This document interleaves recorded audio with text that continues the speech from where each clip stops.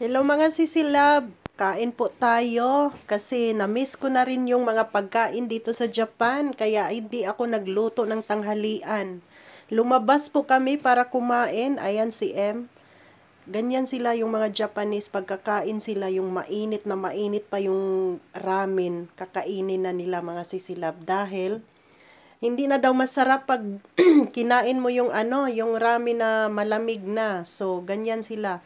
Ako naman, ang in-order natin, yung yung karne.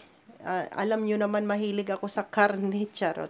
Pangalis po ng yan, pangalis ng pagod. Kaya, kailangan din sa ating katawan ng mga karne, isda, gulay, ganyan. So, kumpleto po yung yung in-order natin. Set na po siya. Ang price po niyan is 1,200 yen, mga sisilab.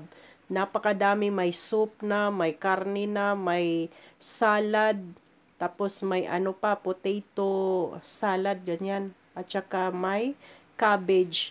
So, super yummy siya mga sisilab. So, mas okay na yung kakain ka sa labas, paminsan-minsan, para hindi rin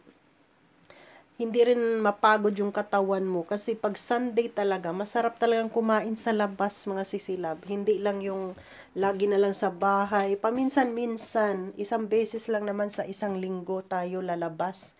Pero pag nasa labas ka, talagang sulit na sulit yung kainan dahil syempre gusto din natin kumain ng masarap na pagkain. Lalo na tayong nagtatrabaho na halos araw-araw is nasa trabaho yung nasa isip natin. Kaya ayan, naubos ko rin yung pagkain natin. Pero hindi po ako nakaubos niyan.